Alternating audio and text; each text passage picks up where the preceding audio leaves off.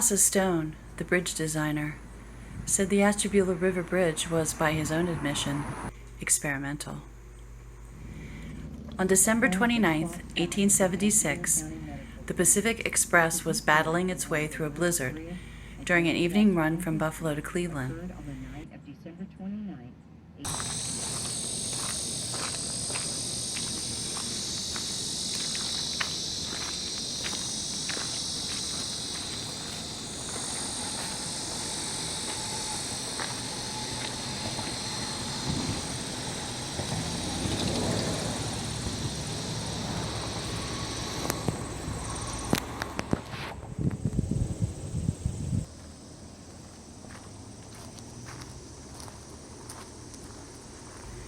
The train consisted of two engines, named Socrates and Columbia, hauling 11 rail cars and approximately 159 passengers and crew.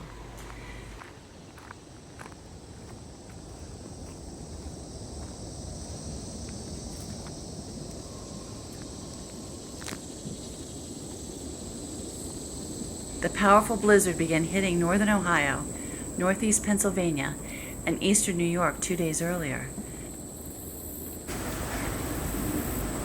More than 20 inches of snow had already fallen, and winds 24 to 54 miles per hour were creating heavy snowdrifts on the railroad tracks, sometimes 6 feet deep in places.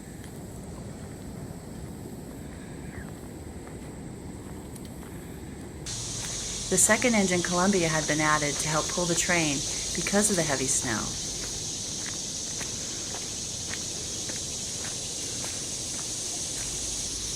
At 7:30 p.m., the Pacific Express number 5 was just reaching Ashtabula. As it crossed the bridge, it was doing 10 to 15 miles per hour.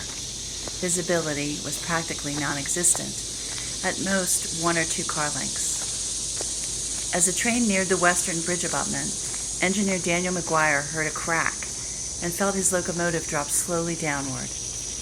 Realizing the bridge was collapsing beneath him, he opened the throttle to maximum. The first engine, Socrates, lurched ahead just as the weight of the 11 cars began to pull on the Columbia behind it. The connection between the two locomotives snapped, enabling McGuire to make it off the bridge. McGuire brought the first engine to a halt about 100 yards down the track and began repeatedly sounding his whistle and ringing the train bell in alarm. The train's second engine and the 11 cars behind it acted like a linked chain. As the second engine struck the bridge abutment, the first express car fell into the ravine, crashing nose first into the ground.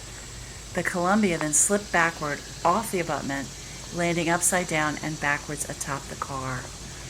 The second express car and the 2 baggage cars landed largely upright, slightly south of the bridge.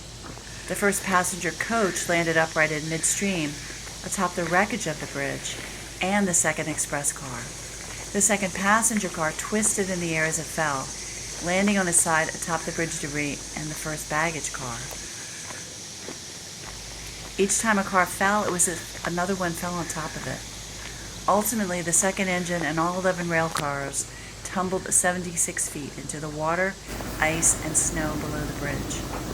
The winds were 24 to 54 miles per hour in the blizzard, and the wind chill was around negative 36 degrees.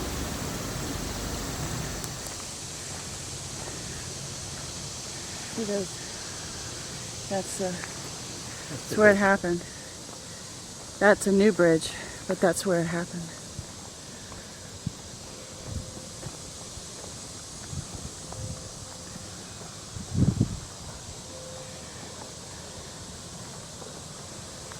You hear a church bell? Yeah.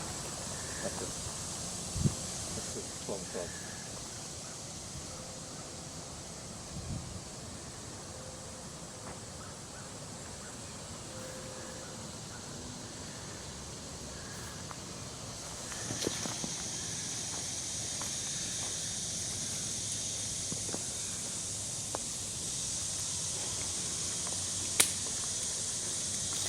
Maybe.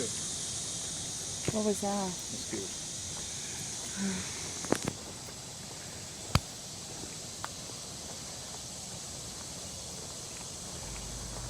Those who weren't killed in the crash soon found themselves engulfed in flames as their coal and kerosene heating stoves and oil lamps overturned. According to most, those still left alive in the wreckage were dead within 20 minutes.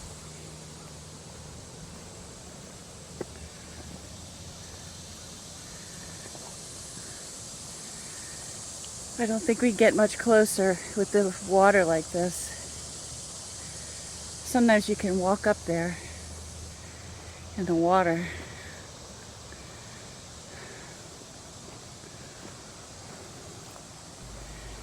The response by the Ashtabula Fire Brigade was minimal. G.W. Knapp, the city's fire chief, was an alcoholic who, even when sober, was slow to make decisions and easily confused. Horse-drawn fire engines arrived first, but Knapp never gave any orders to fight the flames. He told a bystander there was no use in fighting the fire, even though it was plain that some survivors were still trapped. Railroad employees also told Knapp that his firefighters should get the wounded out and clear a pathway up the side of the ravine. At least one member of the town begged Knapp to put water on the flames, but he refused. Instead, the townspeople secured buckets and, with the help of some members of the fire brigade, tried to put out what they could. The darkness and blinding snow made it difficult for surviving passengers to orient themselves and get out of the wreck. A number of passengers drowned in the river, while others escaped the blaze, only to die of smoke inhalation. The injured and dying were either carried up the steep steps or hauled up the incline on sleds or sleighs pulled up by rope. You can see why it was so hard to get to them.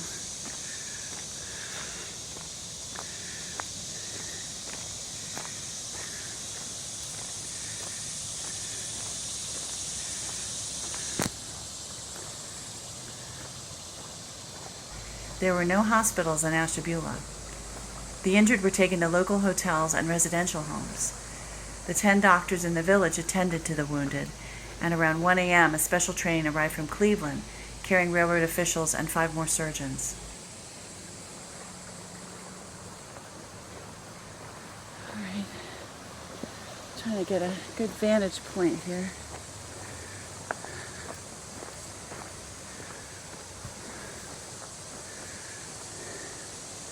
I have to run down this one.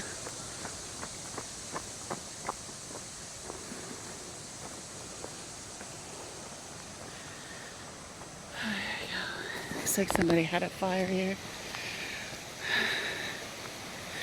It's probably as close as we can get.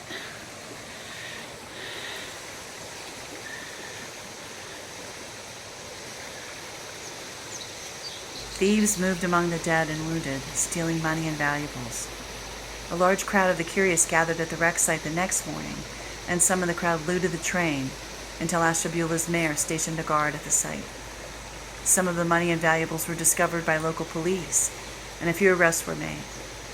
Amnesty was promised for anyone who turned over stolen items, and about $1,500 in goods and money was turned in, but most of the stolen items were never recovered. The actual number of people killed in the Ashtabula Bridge disaster will never be known. The number could be as low as 87 or as high as 200, although the official count is 92. Another 64 were injured. The number of deaths is inexact, in part because the number of passengers on the train was difficult to estimate, and in part because many remains were partial, a hand, a leg, a torso. Most remains recovered were burned beyond recognition. An unknown number of the dead were essentially cremated in the blaze.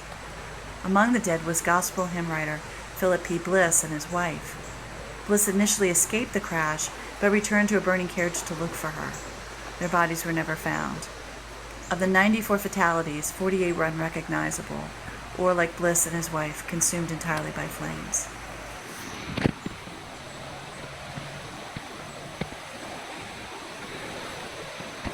A burial service for the unidentified dead was held at Ashtabula's Chestnut Grove Cemetery on January 19, 1877.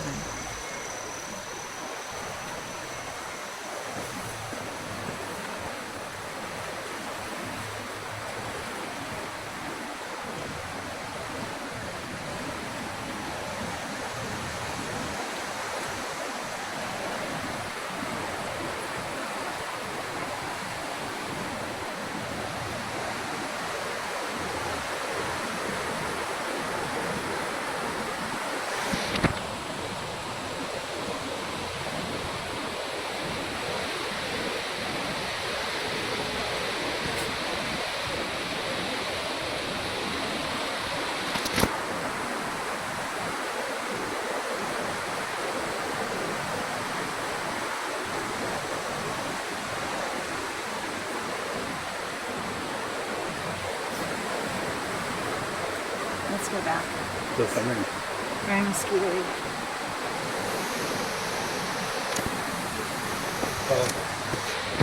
Point of interest. You see the metal rod sticking out there? That's what supported that metal bridge. Where's that? See those rods? Oh, yeah. That's what supported it. So way up high, when it fell from the weight, the train came through and went right down.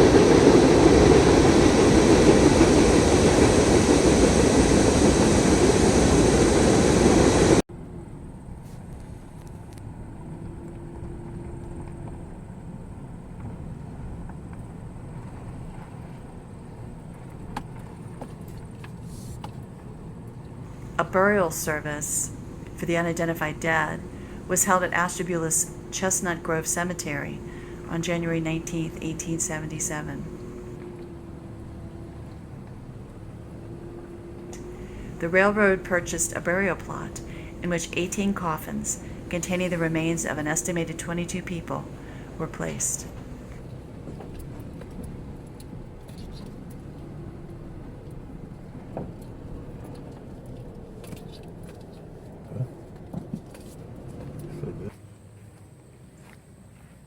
Concerned that the city lacked local medical care after what had happened, the citizens of Ashtabula began raising money to build a hospital. An emergency care clinic opened in 1882, followed by a general hospital on July 1st, 1904. Several other changes were also made in the wake of the accident. Cast iron was banned by civil engineers for use in load-carrying structures, and steam heat replaced wood and coal stoves in passenger cars. Also, a federal system was set up to formally investigate fatal railroad accidents.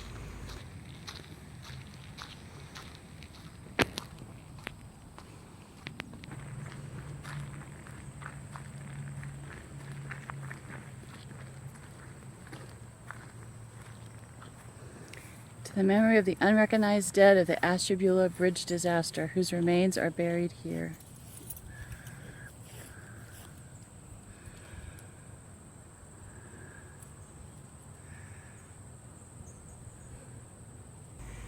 Initially, the mass graves of unidentified remains in Chestnut Grove Cemetery was unmarked.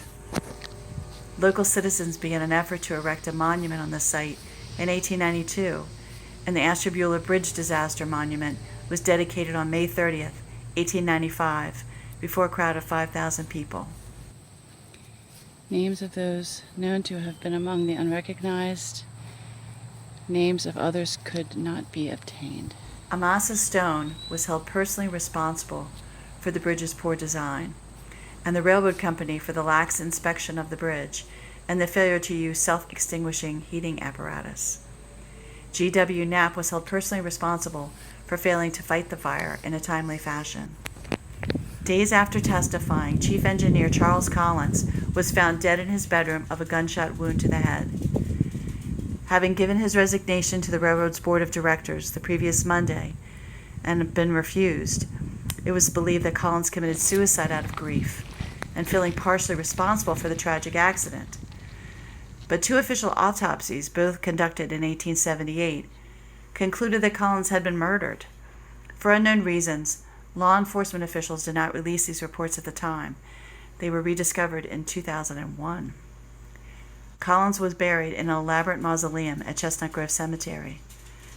Local legend says that his ghost still wanders the cemetery, and that Collins has been seen weeping near the monument to those who died that night on the Ashtabula Bridge. Amasa Stone, the bridge designer, committed suicide by shooting himself in the bath on May 11, 1883.